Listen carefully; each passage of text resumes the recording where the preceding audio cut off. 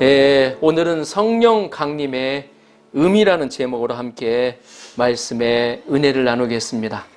원래는 저번 주가 성령 강림 주일이었습니다. 그런데 제가 좀 착각을 해가지고요. 또 그냥 지나가려니 이 말씀의 의미가 굉장히 큰 것 같아서 오늘 말씀 같이 한번 나누게 됐습니다. 성령 강림의 의미라는 제목으로 함께 말씀의 은혜를 나눕니다. 성령 강림 주일은 주님이 승천 이후에 마가의 다락방에 모여있던 제자들에게 오순절날 성령이 충만하게 임했던 사건을 기념하는 날입니다. 물론 그렇다고 해서 성령께서 오순절날에만 이 땅에 오셨다는 것은 아닙니다. 구약시대에는 하나님의 택함을 받은 특별한 몇 사람에게 성령께서 역사하셔서 하나님의 뜻을 이루어 나가셨습니다. 오순절 날에는 하나님의 거룩한 역사를 사모하며 기다리는 모든 이들에게 성령께서 강하게 임하셔서 생명을 주시고 지혜와 능력을 주셔서 신약교회가 출발하게 되었습니다. 그 신약교회를 통하여 하나님의 복음의 역사가 오늘까지 이루어지게 되었던 것입니다. 이러한 성령 강림의 의미를 되새겨 보면서 오늘 말씀을 통해 왜 우리가 성령을 받아야 하는지, 어떻게 하면 성령의 능력을 덧입고 어떻게 하면 구원의 은총을 온전히 누리는 가운데서 그 역사를 이루어갈 수 있을지를 살펴보고자 합니다. 이 말씀을 나눌 때 저와 여러분 한 분 한 분에게 성령님의 은혜가 충만한 시간이 되시도록 기도합니다. 아멘. 1절을 보십시오. 1절 화면을 통해서 같이 한번 읽어보겠습니다.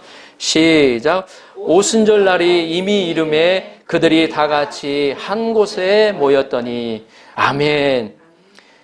사도행전 1장에 보면 가룟 유다를 대신하여 새로운 멤버인 마띠아를 사도로, 12사도로 포함시키는 내용이 나옵니다. 그들과 120명의 제자들이 오순절날을 맞아 다 같이 마가 다락방 한자리에 모였던 것입니다.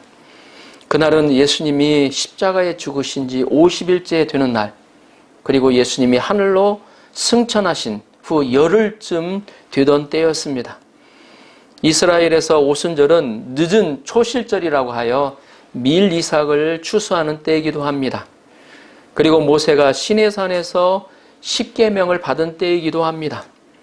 제자들은 예수님이 승천하신 하늘을 올라가신 후에 약속하신 성령을 기다리며 열흘째 기도에 힘쓰고 있었습니다. 이날 제자들은 한 곳에 모여 마음을 다해 기도에 힘쓰고 있었을 것입니다. 그런데 그때 갑자기 어떤 일이 일어났습니까? 자, 2절을 보십시오. 2절 같이 한번 읽어보겠습니다. 함께 읽어보겠습니다. 시작. 호련히 하늘로부터 급하고 강한 바람 같은 소리가 있어 그들이 앉은 온 집에 가득하며. 갑자기 하늘로부터 급하고 강한 바람 같은 소리가 있다고 했습니다. 그러니까 조용히 기도 소리로 계속 하는데 갑자기 슉 하는 바람 소리가 났겠죠. 여기서 급하고 강한 바람 같은 소리가 있어를 새 번역 성경에 보니까 이렇게 나옵니다. 세찬 바람이 부는 듯한 소리가 나더니라고 표현해 놓았습니다. 이 세찬 바람은 보통 바람이 아니죠. 태풍이 다가올 때처럼 부는 바람이 세찬 바람입니다. 갑자기 세찬 바람이 불어서 제자들이 앉아있는 온 집안을 가득 채웠다고 하였습니다. 이 바람은 보이지 않았지만 그들이 피부와 소리로 인식할 수 있었다는 것입니다. 모두들 기도하다가 어땠을까요? 이건 뭐지? 이건 뭐지? 하며 모두 눈을 동그랗게 뜨고 놀라고 있었을 것입니다. 세찬 바람이 그들을 휘감고 나서 그들의 눈에 어떤 것들이 보였습니까? 자, 3절을 보십시오. 3절 같이 한번 읽어보겠습니다. 3절 시작. 마치 불의 혀처럼 갈라지는 것들이 그들에게 보여 각 사람 위에 하나씩 임하여 있더니. 아멘. 불의 혀같이 갈라지는 것들이 저희에게 보였다고 했습니다. 마치 불의 혀처럼 갈라지는 것들이 보여라는 말을 볼 때 이는 비유적인 표현입니다. 실제로 그렇게 불이 나면 어떻게 되겠습니까? 큰일 나죠. 그러나 불의 혀같이 갈라지는 것들이 그들 눈에 다 보였고, 그러한 것들이 기도하는 제자들 각 사람 위에 하나씩 임하였다고 하였습니다. 그 모습이 과연 어떤 모습이었을까요? 한번 상상해 보십시오. 우리가 직접 보지 못했으니 정확히는 알 수가 없습니다. 불의 혀로 제가 검색을 한번 해보니 여러 가지 그림들이 나왔는데 그 중에서 몇 장을 제가 한번 보여드리겠습니다. 화면을 보십시오. 자, 이렇게 그리신 분도 있어요. 보면 이 성령이 비둘기같이 이렇게 임해서 이렇게 그린 그림도 있고, 그 다음 불의 혀라고 이렇게 표현을 해놨습니다. 이 불의 혀가 뭔가 이 끝에 있는 부분을 불의 혀라고 그러더라고요. 보니까 불의 혀같이 임했다는 거죠. 보면 일본어 성경에서는 불의 혀를 호노로 표현을 해놨어요. 보면 호노라고. 그건 불이 타고 있는 선단의 모양을 말합니다. 그래서 그 불의 선단 모양을 불의 혀처럼 표현해 놓지 않았나 생각해 볼 수 있습니다. 그 다음 이게 불이 장작불이 타잖아요. 불의 혀가 이제 성령이 임하였을 때 그 모습이 거꾸로 이렇게 해봤을 때 그렇게 불이 임하는 장면들이 나오지 않았나. 그렇게 임했을 때 그 모습이 추정되기로는 다음 그림 이렇게 내렸지 않았을까 하는 그림이 실제로 있어서 제가 한번 찾아봐서 올려놨습니다. 이 불의 혀 같은, 이 불의 혀가 그렇게 많이 표현은 안 됐는데 이렇게 임했다는 것을 알 수가 있습니다. 우리는 성령 강림 사건을 통하여 성령님이 어떤 분이신가를 알 수가 있습니다. 성령님이 임재하셨던 모습과 특징들을 살펴보겠습니다. 첫째, 성령님은 호련히 일하신다는 것입니다. 여기서 호련히는 갑자기죠. 성령은 갑자기 일하신다는 것입니다. 성령님께서 조금씩 징조를 뭔가를 보여주시면서 일을 하신다면 참 좋을 것입니다. 굳이 믿음을 지키려 애쓰지 않아도 징조가 보이니까 시간이 좀 걸려도 얼마든지 기다릴 수가 있죠. 하지만 성령님은 갑자기 일하신다는 것입니다. 우리 편에서는 좀 답답한 일이죠. 도대체 일을 하실 건지 안 하실 건지 조용히 계시다가 어느 날 갑자기 일하신다는 것입니다. 둘째는 성령님은 하늘로부터 찾아오신다는 것입니다. 성령은 하늘에 계신 예수님께서 우리에게 주시는 것입니다. 사람이 이루는 역사가 아니기 때문에 사람들은 그 일에 대해 이해하지 못하고 이해할 수가 없습니다. 우리의 머리로는 이해가 될 수가 없어요. 이 뒤에도 13절에 나오지만 성령의 역사를 그저 술 취한 사람의 주종으로밖에 이해하지 못합니다. 이해할 수도 없고 어떻게 다른 말로 하면 미쳤다고 보면 얘기를 할 수가 있습니다. 믿는 사람들 역시 성령께서 하늘에서 언제 어떻게 성령이 역사하실지 예측하지 못합니다. 바람이 자유롭게 부는 것처럼 그렇게 성령이 오십니다. 그래서 성령이 오시지 않을 때 조급해하고 불안해하고 조금 기다려보다가 인간적으로 일을 해결하고자 합니다. 하지만 하나님의 때에 성령께서는 우리가 예상하지 못했던 모습으로 위로부터 역사하신다는 것입니다. 셋째, 성령님은 강하고 급하고 강한 바람 같은 소리로 임하셨다는 것입니다. 성령님은 바람과 같습니다. 요한복음 3장에 보면 예수님이 니고데모에게 이렇게 말씀하셨죠. 성령으로 거듭난 사람은 바람이 자유롭게 부는 것과 같다고 말씀하셨습니다. 우리는 그 바람이 어디로 와서 어디로 가는지 몰라요. 그래서 성령의 역사는 자율적이지만 신비롭습니다. 성령으로 섬기는 사람은 자율적이고 얽매임이 없습니다. 성령님은 급하고 강한 바람같이 힘있고 빠르게 일하십니다. 누구처럼 굼뜨거나 무능해서 일을 놓치거나 그르치지 않으십니다. 그리고 때로는 산들바람처럼 일하십니다. 엘리야에게 성령님은 세미한 음성으로 임하여 주셨습니다. 정확한 때에 정확한 능력으로 변화의 역사를 이루신다는 것입니다. 성령님은 바람처럼 힘이 있습니다. 이 바람이 불면 어떻게 되죠? 나뭇가지가 꺾이든지 나뭇잎이 흔들리듯이 성령님께서 일하시면 반드시 사람들이 뭔가 변화하는 역사가 일어나기 시작합니다. 전혀 변화될 것 같지 않은 사람들의 안에 변화의 역사가 일어나기 시작합니다. 그리고 우리 안에 죄와 율법적 사고를 날려버립니다. 핍박자 사고를 사도 바울로 변화시키셨습니다. 넷째, 성령님은 충만히 임하신다는 것입니다. 조금씩 임하시는 게 아니라 충만히 임하여 주신다는 것입니다. 제 아들이 앉은 온 집이 가득히 임하였다고 성경은 기록하고 있습니다. 성령님은 풍성하셔서 우리가 거하는 곳에 가득히 임하여 주십니다. 성령 충만함을 받으면 교회에서만 잠깐 누리는 게 아니라 학교나 가정, 내가 일하고 있는 회사, 사업장까지도 우리가 거하는 어디에서든지 성령의 충만한 의뢰를 누리게 됩니다. 다섯째, 불의 혀같이 갈라지는 것이 저희 눈에 보였다는 것입니다. 3절을 다시 한번 보십시오. 마치 불의 혀처럼 갈라지는 것들이 그들에게 보여 각 사람 위에 하나씩 임하여 있더니, 실제 제자들의 눈에 보였다는 것도 성령님이 실제로 실제한다는 것, 존재한다는 것을 보여줍니다. 성령님께서 불과 같이 뜨겁게 임하셔서 사람들의 마음을 뜨겁게 합니다. 세례요한은 예수님이 불과 성령으로 세례를 주신다고 하였습니다. 죄에 대한 뜨거운 회개가 있습니다. 죄사함에 대한 뜨거운 감사와 하나님의 사랑으로 인한 뜨거운 기쁨을 주십니다. 불이 더러운 쓰레기를 태우시듯이 성령님은 우리의 더러운 죄를 태우시고 깨끗게 하십니다. 아멘. 또한 불은 에너지를 의미합니다. 성령의 불은 우리에게 힘을 주십니다. 파워를 주십니다. 성령이 임하면 피곤함도 어느 정도 극복하게 됩니다. 여섯째, 성령님은 각 사람 위에 임하셨다는 것입니다.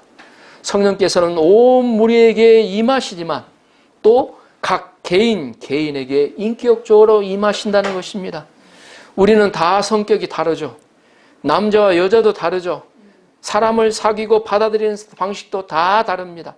성령님은 이름을 다 아시고 각 사람에게 인격적으로 만날 만한 모습으로 만나주시고 교제하여 주신다는 것입니다. 그러면 성령님이 이렇게 소리를 내며 불처럼 보이는 모습으로 임하신 이유는 무엇일까요? 이는 성령님이 살아계시고 실제하시는 분이시라는 것을 우리에게 보여주시기 위해서입니다. 아멘. 성령님은 살아계신 하나님의 본체가 되십니다. 지금도 살아서 역사하시는 삼위일체의 하나님이 되십니다. 그러니 절대 추상적인 분이 아니십니다. 사람들이 만들어내거나 모호하게 계시지도 않으신 분이십니다. 성령께서는 때론 우리가 말씀을 들을 때 답답했던 마음을 시원히 뻥 뚫어주기도 하십니다. 아멘. 미지근한 마음을 뜨거워지게 하십니다. 아멘. 미워 죽겠는데, 저 사람 미워서 죽겠는데 그런 마음에 성령의 마음을 주시면 너무 불쌍해서 사랑하지 않으면 안 되는 사랑을 주십니다. 아멘. 때론 찬양을 부를 때 복잡한 마음에 평안을 주시기도 하시고 슬프고 고달픈 마음에 기쁨을 넘치게 주기도 하십니다. 아멘. 새롭게 도전할 용기와 힘을 주기도 하십니다. 아멘. 때론 기도할 때 차갑고 이기적인 마음에 사랑하는 마음을 마구 부어 주시기도 하십니다. 아멘. 뿐만 아니라 성령님은 실제적인 능력도 행하십니다. 출애굽기에 보면 하나님이 강림하시고 이스라엘을 제사장 나라로 삼으셨습니다. 하나님은 그들을 제사장 나라로 삼으셨지만 그들은 제사장 나라가 될 자격과 능력이 없었습니다. 하지만 성령이 임함으로 그들이 능력을 받고 제사장 나라로 쓰임받을 수 있었습니다. 이제부터 성령께서 주도적으로 역사를 이루십니다. 우리의 의도와 상관없이, 의지에 상관없이 성령이 일하십니다. 우리가 순종을 배우다 보면 성령님의 실제적인 능력을 삶 속에서 체험할 수 있습니다. 예수님이 실제로 함께 하신 것처럼 성령님도 실제로 함께 하신다는 것입니다. 인격적으로 살아계십니다. 성령님을 인정하고 교제하기를 즐거워하는 자들에게 성령님은 구체적으로 또 실제적으로 그 삶을 함께하여 주십니다. 우리 각 사람도 예수님을 그리스도로 영접했을 때 성령님께서 이미 우리 마음에 들어오셨습니다. 삶 속에서 성령님께서 말씀을 깨닫게 하시고 때론 나에게 그 행할 소원을 주시고 역사하십니다. 고달픈 마음에 쉼을 주시기도 하시고 실제적인 구원에 나의 실제적인 지금 묶여있는 그 문제 가운데 구원을 해주시기도 하십니다. 여러 가지 모양으로 우리에게 역사해 주십니다. 각자 모양과 강도는 달라도 이 성령님을 체험한 기쁜 기억들이 있는 줄로 믿습니다. 아멘. 영국이 낳은 청교도 신앙가 존 버년 목사님이라는 사람이 있습니다. 잘 알려져 있는 게 있죠. 철로 역정을 지으신 분이 바로 이 존 버년 목사님입니다. 그가 국왕의 명을 어긴 죄로 감옥에 갇혔던 일이 있었다고 합니다. 어느 날 옥사장이죠. 보면 존 버년 목사님께 윗사람 모르게 옥문을 열어주면서 집에 가셔서 사모님과 식구들을 잠깐 뵙고 오시라고 하였다고 합니다. 아마 그 옥사장도 아마 존경하는 목사님이었던 것 같습니다. 그런데 얼마쯤 목사님이 가시다가 목사님이 되돌아오셨다고 했습니다. 그리고 왜 오셨냐고 묻는 옥사장에게 목사님은 이렇게 말했다고 했습니다. 당신의 호의는 고마우나 성령이 인도하는 길이 아니라서 돌아왔습니다. 그로부터 1시간 후에 이 나라 국왕이 직접 감옥을 시찰하면서 존 버년 목사님을 확인하고 돌아갔다는 것입니다. 이때 옥사장은 다음과 같이 말했다고 합니다. 목사님께서 성령의 인도하심을 따라 행동하셨기에 목사님도 살고 저도 살았습니다. 이제 제가 언제 목사님께 가시라 오시라 하지 않을 테니까 목사님의 마음에 비춰오는 성령님의 인도하심을 따라 가시고 싶을 때 가셨다가 오시고 싶을 때 오시기 바랍니다 라고 했다는 이야기가 있습니다. 우리가 인생을 살아가다 나면 수많은 선택의 기로에 설 때가 많습니다. 세상을 사는 데 있어서 결코 내 고집이나 방법대로 생활하지 마시도록 권면합니다. 항상 하나님께 물어야 됩니다. 성령님께 물어야 됩니다. 그것이 성령의 인도를 따라 생활하는 것입니다. 이 RA 토레이 목사님이 계십니다. 목사님이지만 청년 시절에 방황할 때가 있었다고 합니다. 어머니가 아무리 달래도 끝내 마지막 인쇄를 하고는 나그네를 떠나려 하였다고 합니다. 그러자 어머니가 떠나는 이 토레이를 불러서 이렇게 말했다고 합니다. 토레이, 이 말만 듣고 가거라. 가다 더 갈 수 없는 궁지에 몰릴 때 오늘까지 지켜주신 하나님을 꼭 찾아라. 그러면 길을 열어주실 것이다. 그런데 토레이는 들은 척도 않고 떠나버렸다고 합니다. 그런데 죄악의 길을 걷다가 궁지에 몰려 마지막에 자살할 수밖에 없는 지경까지 이르렀다고 합니다. 그가 자살을 시도하려는데 문득 어머님의 음성이 들려왔다는 것입니다. 더 갈 수 없는 궁지에 몰릴 때 오늘까지 인도하신 하나님을 찾아라. 무슨 길을 열어주실 것이다. 토레이는 그 자리에서 무릎을 꿇고 기도했다고 했습니다.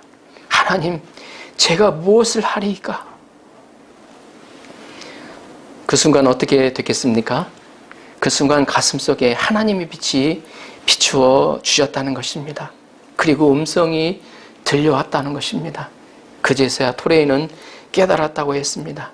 그 자리에서 뉘우치고 돌아섰습니다. 그리고 후에 그는 세계적인 부흥사가 되어 기독교에 큰 영향을 끼치는 인물이 되었습니다. 그의 신앙의 출발은 바로 무엇을 하리까라는 성령님께 주님께 묻는 질문이었습니다. 하나님을 향한 회개가 하늘의 문을 열어줍니다. 회개의 고백 위에 말씀이 임합니다. 성령이 강력하게 임합니다. 그래서 토레이 목사님의 글에는 성령 충만이 자주 강조되어 있습니다. 그의 책에 이런 글이 있어서 소개해 봅니다. 나는 아침에 일어나면 성령 충만을 위해서 기도한다. 하나님, 성령 충만하게 도와주십시오. 왜냐하면 성령 충만하지 않으면 오늘 하루 나는 너무나 쉽게 흔들릴 수 있는 사람이기 때문입니다. 그는 또 이렇게 고백합니다. 하나님, 제가 성령 충만하다고 느끼지 못할 때 함부로 말하지 않도록 도와주십시오. 성령 충만하지 않을 때 말하면 실언이 되기 쉽고 사람들에게 상처를 주기 쉽기 때문입니다. 하나님, 제가 성령 충만하지 않을 때 제 인생에 중요한 결정을 하지 않도록 도와주십시오. 성령 충만하지 않으면 저의 결정은 잘못될 가능성이 항상 있기 때문입니다. 이 토레이 목사님은 이처럼 성령 충만을 사모했습니다. 그렇습니다. 우리가 스스로 우리 감정을 다스린다는 것은 참 어려운 일입니다. 부패한 인간의 죄성을 가진 죄성이 우리 안에 있기 때문에 우리는 끊임없이 실패합니다. 그래서 성령 충만을 사모할 필요가 있습니다. 성령이 우리를 주관하시면 우리는 감정을 다스릴 수 있고 자신의 계획을 컨트롤할 수가 있습니다. 그때 우리는 분노를 넘어서서 자유한 그리스도인으로 살아가게 될 것을 믿습니다. 우리가 분노하는 이유는 죄의 소원을 다스리지 못하기 때문입니다. 4절을 보십시오. 4절 같이 한번 읽어볼까요? 시작. 그들이 다 성령의 충만함을 받고 성령이 말하게 하심을 따라 다른 언어들로 말하기 시작하니라. 아멘. 제자들이 모두 성령의 충만함을 받았습니다. 성령의 충만함을 받자 제자들의 입이 열리기 시작했습니다. 두려워서 떨며 마가다라방에서 어때요? 두려워 떨면서 어때요? 기도하던 그들 가운데 어때요? 입이 막 열리기 시작했어요. 제자들의 성령이 말하게 하심을 따라 자기 나라 말이 아닌 다른 나라 말로 말하기 시작했던 것입니다. 그들의 의지로 말한 것이 아닙니다. 성령이 말하게 하심을 따라 말하기 시작하니라고 기록하고 있습니다. 그들의 의지로 말하더라도 그들은 어때요? 다른 언어를 말할 수가 없어요. 겨우 빌립이 헬라어를 얘기를 했는데 헬라어 그 한 사람만 아마 말했을지는 모르겠습니다. 다른 제자들은 몰라요. 그런데 그들이 어때요? 다른 나라 언어로 말했다는 것입니다. 그 언어들의 모습들이 오늘 말씀 9절부터 11절까지 나와요. 어느 나라 지역인지 한번 9절부터 11절까지 한번 읽어볼까요? 9절. 자, 9절부터 11절까지 한번 읽어보겠습니다. 성경 시작. 우리는 바데인과 메데인과 엘람인과 또 메소포타미아, 유대와 갑바도기와 본도와 아시아, 브루기아와 밤빌리아, 애국과 및 구레네에 있는 리비아 여러 지방에 사는 사람들과 로마로부터 온 나그네 곧 유대인과 유대교에 들어온 사람들과 11절 첫 부분까지 그레데인과 아라비아인들이라.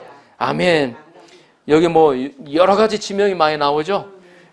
보면 이 중동 지방, 거의 그 지방하고 그 다음에 북아프리카 있죠. 리비아, 이집트, 구레네 시몬이 예수님 십자가 메고 간 구레네 시몬이 있죠. 그리고 여기서 보면 브루기아, 밤빌리아, 여기는 아시아입니다. 본도 아시아. 지금 터키 지역을 말합니다. 또 로마로부터도 왔다고 그랬어요. 보면 그레데에는 우리 그레데라라고 하고 섬이 있습니다. 그러니까 보면 거기 그에 있는 어때요? 지중해 그 연안에 있는 중동에서부터 북아프리카 지역에 있는 사람들의 말로 그들이 다 말을 하기 시작했어요. 복음을, 예수 그리스도의 부활을 증거하기 시작했다는 것입니다.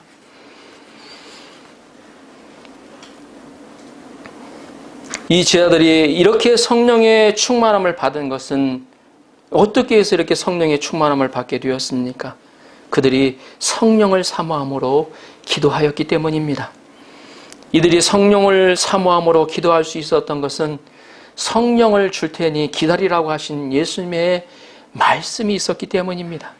제자들은 예수님의 말씀을 계속해서 되뇌이며 약속하신 성령을 주시도록 간절히 마음을 합하여 기도하였습니다. 그래서 우리가 성령의 충만함을 받으려면 먼저 말씀이 있어야 되고 우리가 기도해야 됩니다. 마음을 열고 기도해야 됩니다. 우리가 예배를 드릴 때도 마찬가지지만 성경을 읽을 때도 마찬가지지만 자기 생각을 꼭 가지고 임하는 때가 있습니다. 그러나 가장 중요한 자세는 성령님이 내 안에 오셔서 다스려 주시도록 기도할 때는 자기 것을 다 내려놓아야 됩니다. 자기 생각을 내려놓고 내 계획을 내려놓고 내가 어떻게 살고자 하는 방향도 내려놓고 주님이 원하시는 것이 무엇입니까? 내려놓고 기도해야 된다는 것입니다. 우리가 성령의 충만함을 받으려면 먼저 말씀이 있어야 됩니다. 성령님은 진리의 영이시므로 진리의 말씀이 있을 때 성령님이 오시고 역사하십니다. 말씀은 성령을 충만히 덧입는 귀한 통로가 됩니다. 그래서 우리는 말씀을 가까이 하는 습관이 필요합니다. 기도하는 습관이 필요합니다. 큐티 말씀으로 주님이 원하시는 것을 묵상하고 주님과 깊은 사귐을 가져야 됩니다. 날마다 주어지는 그 말씀이 날마다 보다 보면 매너리즘에 빠지기 쉬워요. 근데 그 가운데 주님이 나에게 원하시는 것이 무엇인가 기도하면서 샘세하게 주님이 원하시는 것 간절히 기도할 때 하나님이 은혜를 주신다는 거죠. 지혜를 주셔요. 하나님이 기뻐하시는 길을 주셔요. 예, 그래서 9월부터는 항상 저희 교회에서는 말씀 통독을 합니다. 1년에 한 번 정도는 성경 일독을 하자.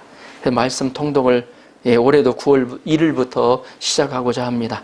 9월 1일부터 12월까지 이때는 한 분도 빠짐없이 일독에 도전하시기를 바랍니다. 저는 1년에 사독을 하고 있습니다. 사독에 도전하고 있는데 나이 한 살에 일독은 꼭 할 수 있기를 바랍니다. 읽다 보면 다릅니다. 제가 아무것도 물론 이제 성경 배우고 있었을 때 대학교 3학년 때 제가 처음으로 일독을 했습니다. 근데 일독을 했을 때 제 안에 남는 물론 이제 모르는 단어 많이 나오죠. 보면 내역이 가면 무슨 말을 하는지 전혀 모르고 계속 그냥 그래도 읽어갑니다. 그냥 쭉 읽어갑니다. 제 머릿속에 딱 한 가지 남는 게 하나님은 신실하신 분이시구나 그게 남더라고요. 예, 하나님 신실하신 분이니까 그 말씀에 제가 어떻게 해야 되겠습니까? 신뢰가 가잖아요. 그때 하나님 인격적으로 만날 수 있는 환경을 하나님 예비해 주시더라고요. 예, 요즘도 성경을 읽다 보면 읽는 때마다 틀려요. 하나님 은혜를 주시는 부분이 있더라고요. 작년에 일독 읽었으니까 괜찮겠지. 그런 게 아니에요. 보면 또 일독은 어때요? 작년하고 올해하고 또 환경이 또 틀리거든요. 그때에 또 주시는 은혜가 또 있습니다. 그래서 아직 한 3개월 정도 남았는데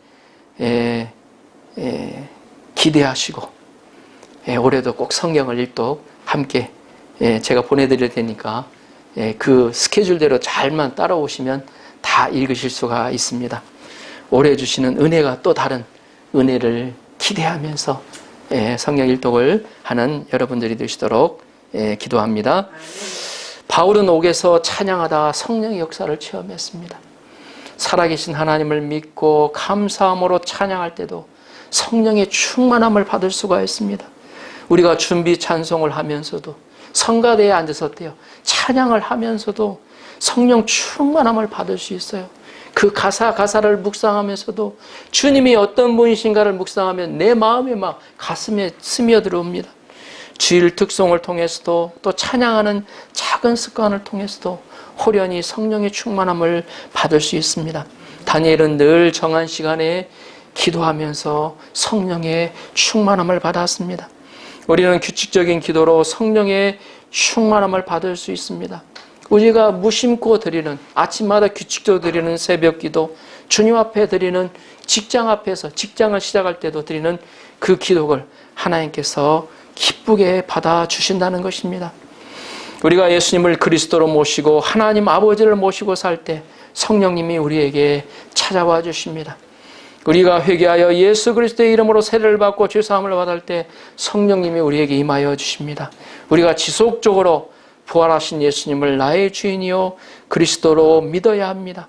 성령은 바로 그리스도의 영이기 때문입니다. 예수님을 주인으로 고백할 때 성령이 역사하여 주십니다. 우리는 우리 안에 성령을 소멸시키는데 빠른 세상에 살고 있음을 기억해야 됩니다. 우리가 세상 것에 집중하다 보잖아요. 그러면 내 안에 성령이 어때요? 힘이 점점 어때요? 작아져 가요. 힘이 없어져 간다는 거죠.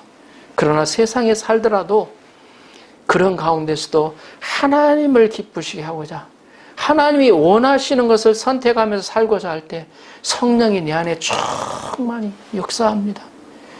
그게 모르는 비밀이에요. 이 문제 가운데서 하나님이 기뻐하시는 일을 선택하다 보면 어때요? 저게 어떻게 될까 항상 걱정이 돼요. 아니죠. 하나님이 기뻐하시는 일을 선택하며 가면 신기하게도 하나님이 가장 잘 처리를 해주셔요. 해결할 방법을 만들어주시고 하나님이 어때요? 해결해 주신다니까요. 보면 성령이 충만히 임하자 지하들에게 놀라운 일이 일어났습니다. 그곳에 참석했던 사람들이 이 어찌 된 일인가? 그들이 어때요? 다 놀라서 얘기를 했습니다. 그 본문 부분을 한번 읽어보겠습니다. 자, 5절에서 8절을 보십시오. 5절에서 8절 조금 길지만 함께 읽어보도록 하겠습니다. 5절에서 8절 시작. 그때 경건한 유대인들이 천하 각국으로부터 와서 예루살렘에 머물러 있더니 이 소리가 나매 큰 무리가 모여 각각 자기의 방언으로 제 아들이 말하는 것을 듣고 소동하여 다 놀라 신기하게 여겨 이르되 보라, 이 말하는 사람들이 다 갈릴리 사람이 아니냐? 우리가 우리 각 사람이 난 곳 방언으로 듣게 되는 것이 어찌 됨이냐? 실제로 그들 가운데 역사가 일어났습니다. 이후에 또 어떤 역사가 일어났죠? 베드로가 어때요? 베드로의 삶을 보면 참 재밌어요. 보면 예수님 부인하고 도망가잖아요. 도망가서 어때? 갈릴리 가고 다시 불려와서 또 마가다락방에 숨어가지고 어때요? 문 잠그고 기도하기 시작했죠. 이런 그가 대중 앞에 서서 담대하게 하나님의 복음을 전합니다. 그때 어떤 역사가 일어났습니까? 그러죠. 우리 권사님 아주 3,000명 회개하는 역사가 그 가운데 일어났어요. 너희가 예수를 찌르지 않았느냐? 너희가 찌른 예수를 담대하게 증거하게 됐어요. 그런 역사가 일어났습니다.